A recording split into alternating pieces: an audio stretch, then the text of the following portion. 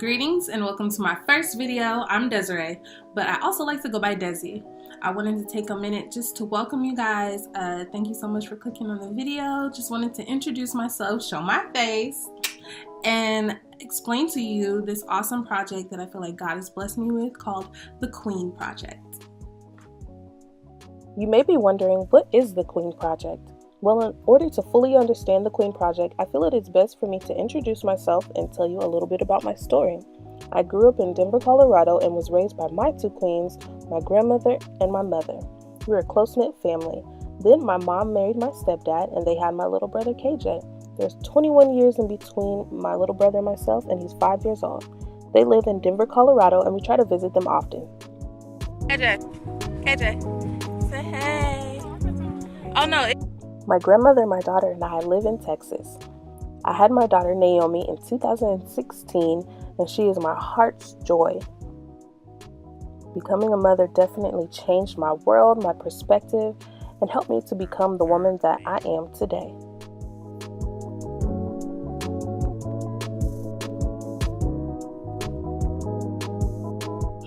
I grew up without my dad in my life, and when I was younger, I never really thought about it much. I didn't really sit in my room, cry over it. It was what it was. I always had my mother and my grandmother who showed me an abundant amount of love, so I didn't really feel like I lacked anything as far as getting enough love and attention. But it wasn't until I got older that I understood how much his absence affected my life, especially when I got into my 20s. Not knowing my biological father definitely became a major theme in my life that I did not acknowledge until I got into college and really started to date and found out that daddy issues were a real thing. Growing up without a father definitely left me with some hurt feelings and caused me to ultimately question my worth and my purpose in life. Not knowing my worth led me to some detrimental behaviors and habits because I was trying to heal a wound that I didn't fully know was there. However, the transformation began in 2013. I was in a transitional phase in all areas of my life, from relationships to school to my hair. After I got this haircut, I was very insecure because it was not what I had in mind. And I was really mad at that barber because it was a haircut that I clearly did not ask for. So I really had to dig deep within myself and find all kinds of self-love and bring it out of me. And I really wholeheartedly believe that at that moment, God was starting to show me a glimpse of my worth and kind of remind me how much I'm worth, and reminded me that I'm not supposed to be comparing myself to women who are thinner than me or shorter than me or lighter than me or whatever this fill in the blank than me. And yeah, he just put it on my heart, Queen. And I really couldn't tell you honestly where that came from. I just wholeheartedly believe that he put it on my heart. Also, during that time, I was looking into a lot of African history and learning about kings and queens of Africa. So all of that mixed together, Queen just came out of me. And day by day, a queen is what I am becoming. Seeing myself as royalty drastically changed how I thought about myself, what I chose to identify with, and the decisions that I made. One of the biggest decisions I made was going back to school and transferring to UNT because I believed I was capable enough and worthy to do so. I also had the opportunity to study African American studies, and because I also found my worth in my heritage and my culture, I became heavily involved in social justice movements. But one of the greatest ways in which I applied my worth was becoming a mom, and seeing my daughter as motivation to finish school and become the first in my immediate family to have a bachelor's degree.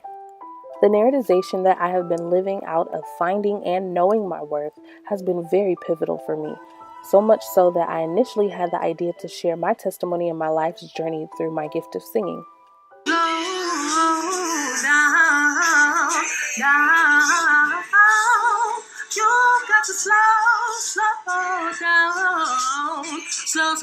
Slow down. I sat on the title The Queen Project for a very long time, initially thinking I was going to make a mixtape out of the title, which I very well still might do. However, this unfinished project has been sitting in my journals for the past several years. So I had been wanting to blog for all of 2018, and my prayer for the majority of the year was, God, please bless me with a theme or an aesthetic or what have you. Bless me with something that I can grow with and something that where you can get the glory out of, because I didn't want to just be talking about a bunch of yada yada, and people don't even really get on blogs like that anymore. Like, so I even Googled, like, is it even worth it to blog? but then I'm also a firm believer, if God is for me, then who could be against me? Okay, amen, okay. So then after I was thinking about it and praying about it, one night I was looking at my old blog, Delightful Chatter, and I really wholeheartedly believe that God was like, Desi, do you not remember the Queen Project? Like, why don't you go back and look at that and remind yourself about that? And I did. The Queen Project was an opportunity for me to not only acknowledge my work symbolically as a queen, but to also apply it to my everyday life. I also reversed the Queen Project to the Project Queen. I like to think of myself as the Project Queen because ever since I was in grade school, I love doing projects, whether it be school projects or personal projects. I love writing. I have been writing my own poetry, songs, and always kept a journal since I was 14 years old. I also love to sketch, doodle, and draw. What I am most passionate about is collaging. I love making collages with the cover of my notebooks, making vision boards, and even making inspirational pieces. And most recently, I've been creating more thematic pieces like this one called God's Promises. The Queen Project is, however, one of the greatest projects that I have the privilege to be a part of. It was totally nothing short of the goodness of the Lord. That just blessed me with that idea, and it's totally something that I can grow with, that we can grow with, that she can grow with, that all y'all can grow with, and we're going to be on this journey together. I have a lot of great things planned, a lot of community things, a lot of outreach things, a lot of projects within the Queen Project. So I hope and pray that you, the viewer, get as much out of this as I do, and at the end of it, that God gets all the glory and the honor. So there you have it, just a quick introduction into my life's journey, thus influencing how the Queen Project came to be. I hope that you will be just as inspired to keep working on your own projects right along with me. You can find me on thequeenproject.org, and thank you so much for watching.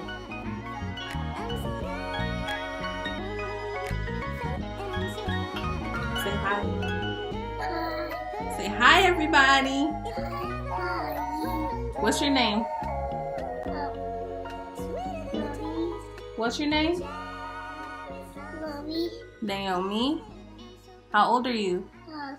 2. Good job. High five. Say bye. Bye.